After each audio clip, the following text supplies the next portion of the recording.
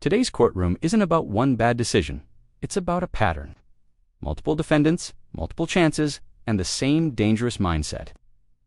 From probation violations and unpaid fees to failed drug tests and outright defiance of court authority, each defendant walks in thinking they can explain their way out. But this judge isn't here for excuses. Firearms, drugs, ignored conditions, and blatant disrespect all collide in one explosive session. Watch closely, because what starts as routine probation hearings quickly turns into a brutal lesson on how fast freedom disappears in court. Mr. Greer, when did you bond out? Like sometime last month, it was like the last one or the beginning, because I bonded out 2 times back to back. So it was like. So you but within a month you bonded out, and then you smoked marijuana before coming to court with 2 felonies pending. What you mean? You tested positive for THC. You said this morning. Before court. So within the last month, after bonding out for 2 felonies, you've already made a bond on one of those of $100,000. You smoked marijuana. When? It's the last time you smoked? Like sometime in December, like beginning of December. Well, obviously it was sometime in December because you just got out of jail in December and it's January. So how long before court? I mean, did you do it this last weekend, No, New Year's Eve? Like the beginning of December, like probably I'm not gonna lie, probably when I first got out. Like I think that. So here's the thing, Mr. Greer, what you're charged with is 2 felon in possession of firearm cases. That concerns me greatly, the fact that you made those bonds and still made the terrible decision to smoke marijuana between now and then. It's obviously a violation of your bond as well. And so based on that, I am going to raise your bond in each of your cases. In cause number 25 DCCR 0324, I'm raising that bond to $200,000. In cause number 24 DCCR 2220, I'm raising your bond to $100,000.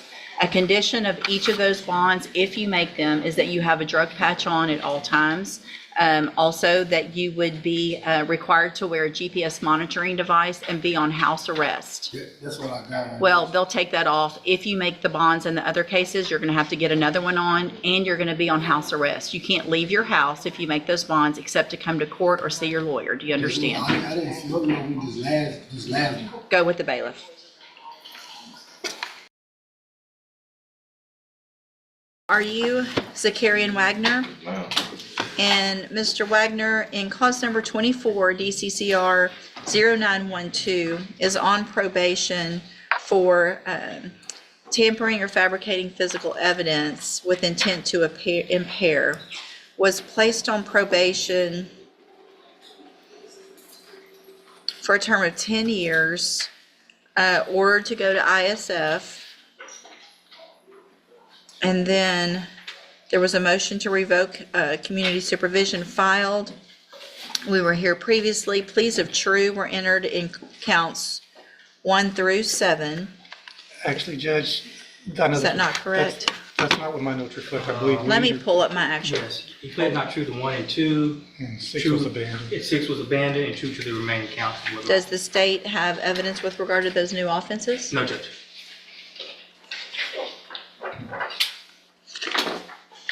Okay.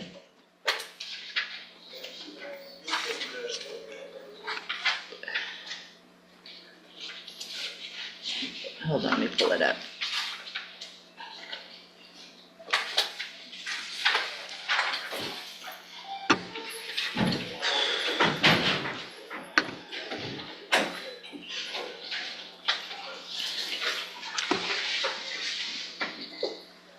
Okay, so the pleas of true, the updated report is not correct. The pleas of true were to counts 3, 4, 5, and 7. That's what my notes That's reflect. correct, Your Honor. Counts 1 and 2 related to Indiana. Indiana cases, and so the state is unable to have evidence with regard to those. Is that correct? Yes, Your Honor.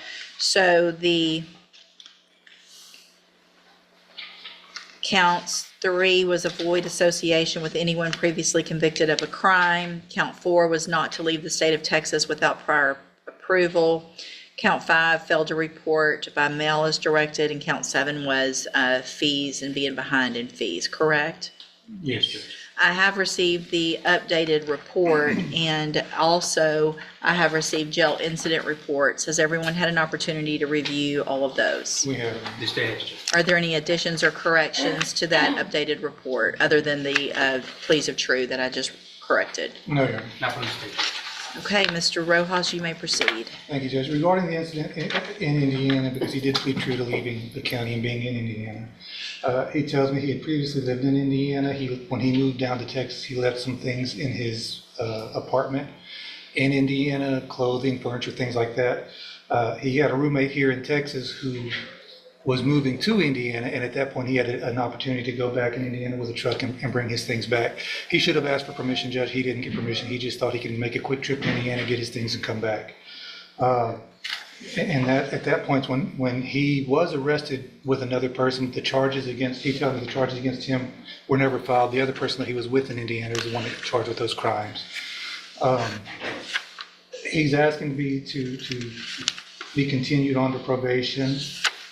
And I'll talk about the reporting. He pled true to not reporting to Jefferson County by mail. He tells me he was reporting in person in Orange. He never failed to report in person in Orange. He reported all the times he was supposed to, and I don't see an allegation about that. So I tend to believe that's probably true. He didn't know he had to report to Jefferson County by mail. That's the reason he didn't do. He tells me that's why he didn't do that. Before he was arrested on the motion, he was working construction, doing guardrails on the highway for the highways department. Obviously, he lost that job. He says his mother has a friend who has a wood shop. He can get a job doing that if he were allowed to continue probation. He will be living with his mother in Orange. And so he's asking to be continued on probation. He's still a young man, Judge. He's 20 years old. Obviously, he's certainly old enough to know better than to go out and do these things, especially being on probation. But I think he's still young enough to not really understand fully the consequences of what's going to happen to him if he doesn't.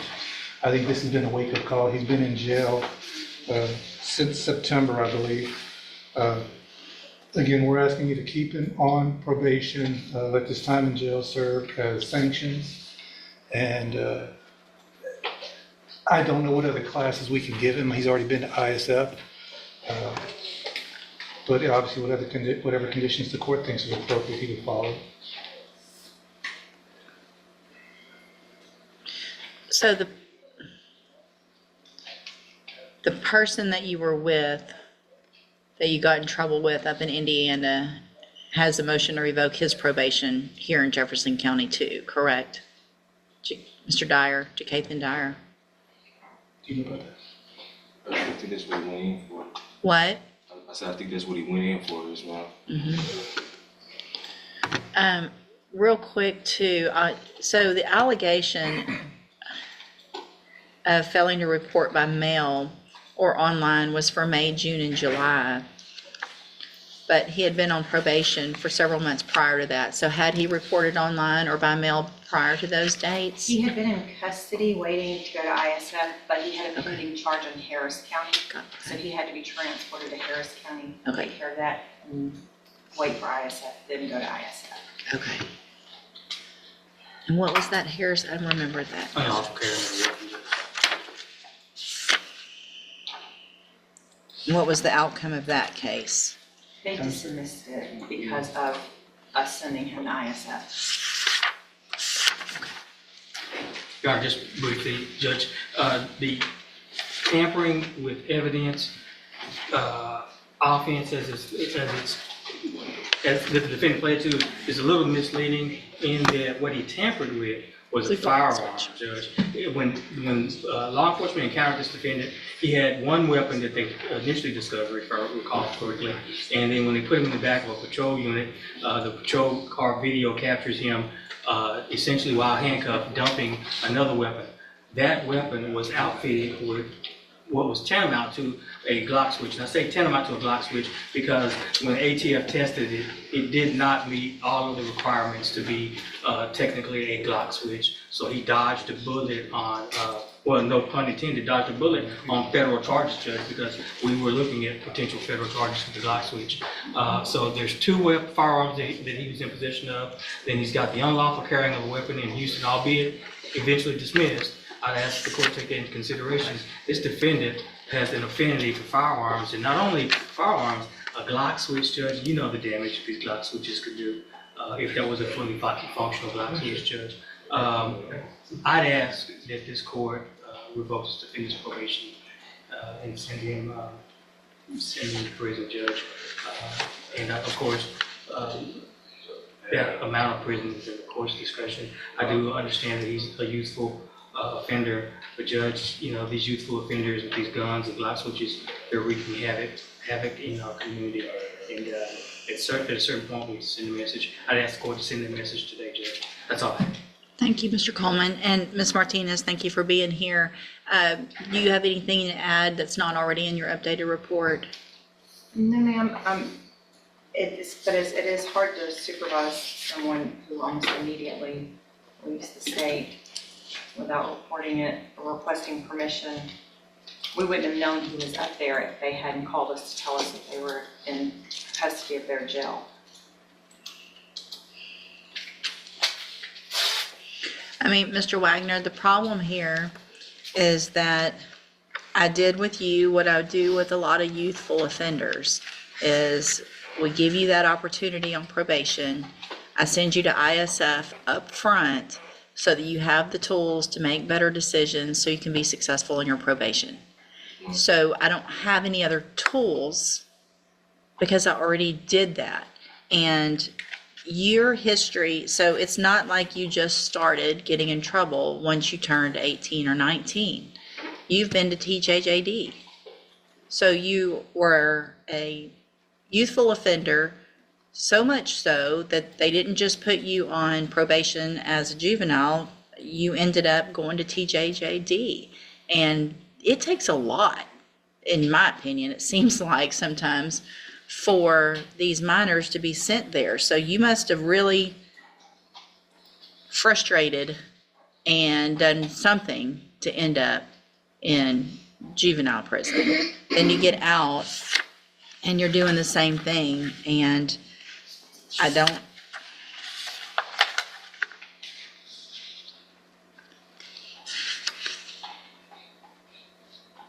So you went to ISF.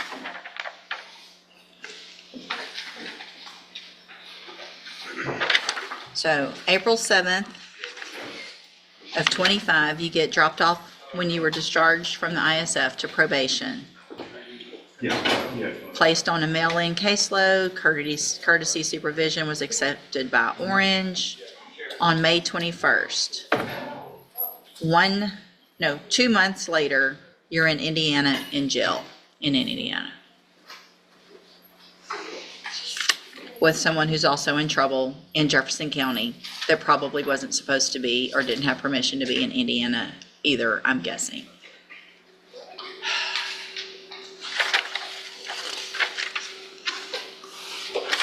In addition, we have jail incident reports where you prove to me that you don't want to follow anybody's rules. You obviously don't want to follow probations, and you don't want to follow the correctional officers. You are calling names.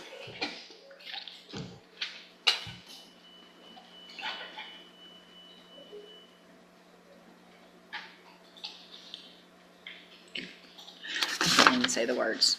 You're gonna slap the F out of the correctional officer. That's great. You're going to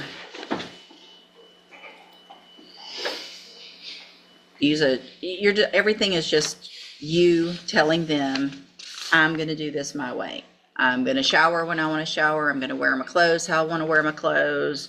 I'm going to tell you to hush when you're talking to me. I'm going to call you names. Here's one even worse. I'm not going to say these words. Yeah. All right. I'm going to find that you entered your pleas of true to counts 3, 4, 5, and 7 freely and voluntarily. This frustrates me so much, Mr. Wagner, because you've given me no chance when I gave you every chance. You have no choice at this point, in my opinion, because you refuse to follow anybody's directions, and that means our community is not safe if you're in it. I'm going to find those counts true, find sufficient evidence to find you guilty, and at this time find you guilty of tampering or fabricating physical evidence. Sentence you to a term of 6 years in the Institutional Division of the Texas Department of Corrections. You do receive credit on that sentence for any time that you've been in custody that the law gives you the right to receive. You're going to be handed a trial court certification that shows this was not a plea agreement. You can talk to your attorney about any possible rights to appeal. I need y'all to sign that, and then you'll get your copy. Also, I'm handing you a written admonishment regarding your ineligibility. Go ahead and then I'll read this.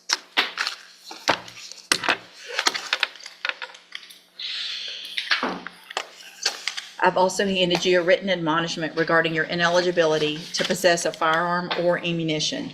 Because of the judgment entered against you, you're ineligible under Texas law to possess a firearm or ammunition. Possession of a firearm or ammunition could lead to charges against you. Firearm is a legal term, and you should read the written admonishment I provide you to see what devices qualify as a firearm. If you have questions about the laws that make you ineligible to possess a firearm or ammunition, or about how long that lasts, you can talk with Mr. Rojas. You guys still young. You can make the best of the time that you've got and get out and do better, or you can get out and do worse and be right back in here. So I hope you take advantage of doing better with your life. Go back with the bailiff.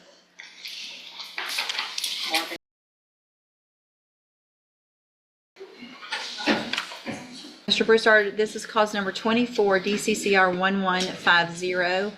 And in that case, you're charged with aggravated assault causing serious bodily injury from April 20th of 2024.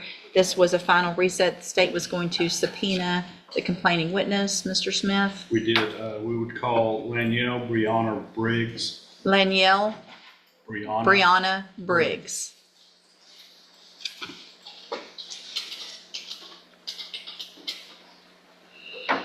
Danielle.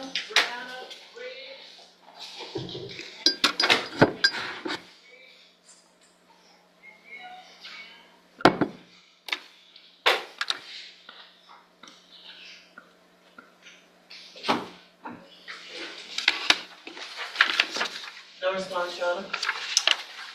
Judge, we have sent a subpoena to Ms. Briggs for this case to be here. She's not appeared. She's not contacted our office. We sent it both certified and regular mail. We've not received anything back. So this time we will file dismissal against Mr. Broussard. All right, I will sign that. Mr. Broussard, are you and Ms. Briggs still in a relationship? Okay. Obviously, whatever went on wasn't a good thing. The case is getting dismissed today. My suggestion is to stay away from her so that there's no other issues in the future, all right? You're free to go, sir.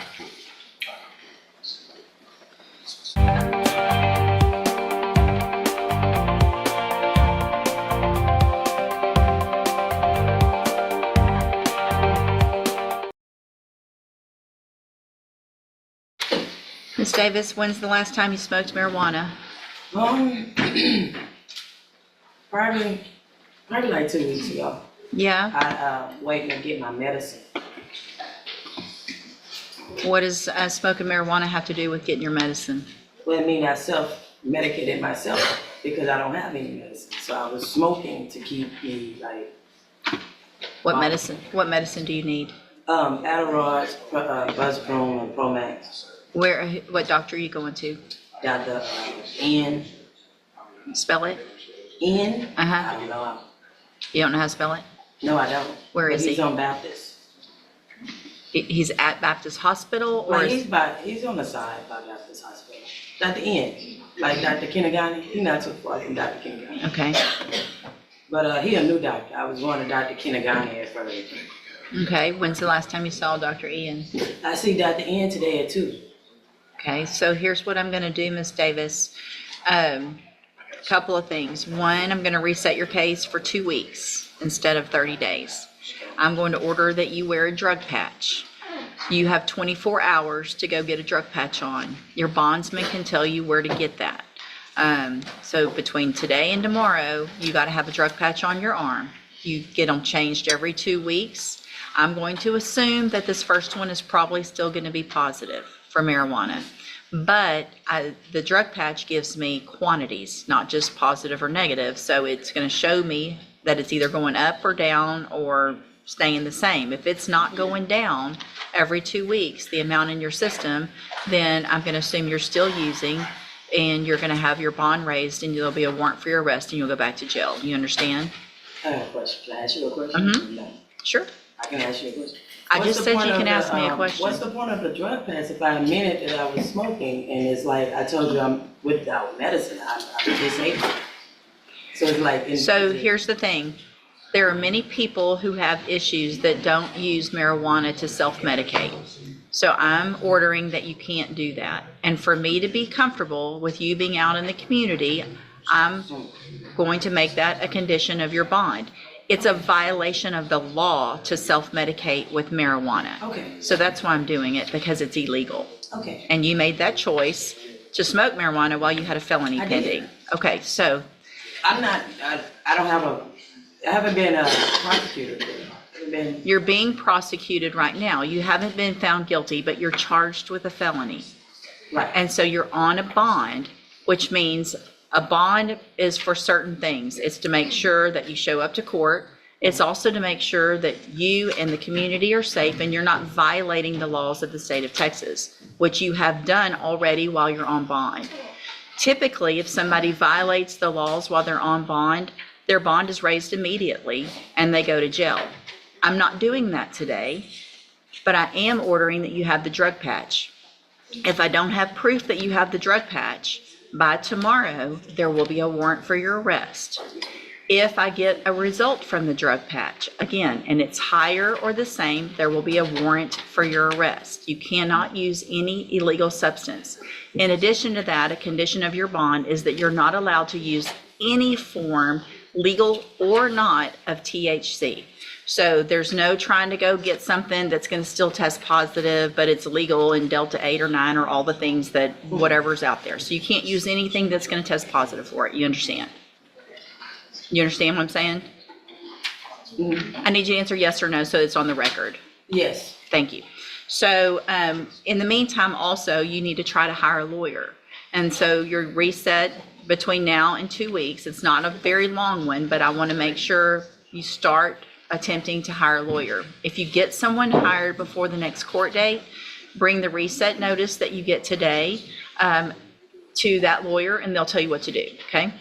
Yes. If you're unable to hire a lawyer before the next court date, then I'm ordering you to visit with at least 3 lawyers.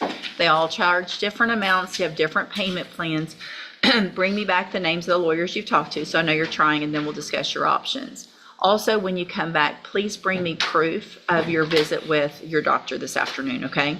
So get something from your doctor from today's date when you come back so that I know that you're actually going, It okay? depends on how much they're gonna charge me for this. I don't have Medicaid, so, But you have an appointment? yeah, I Okay. made that part, but I'm saying I don't have insurance. So Okay. I don't know what the charge is gonna be like. This is my first time going through it. Perfect. That's fine. I understand that. But just to get something that says you Okay. were there. Okay? So if it doesn't work out and you can't see them, there are some other places you can go if you need something to get the help you need. If you talk to your bondsman, if you want to talk after court, somebody can let you know some other resources. Okay?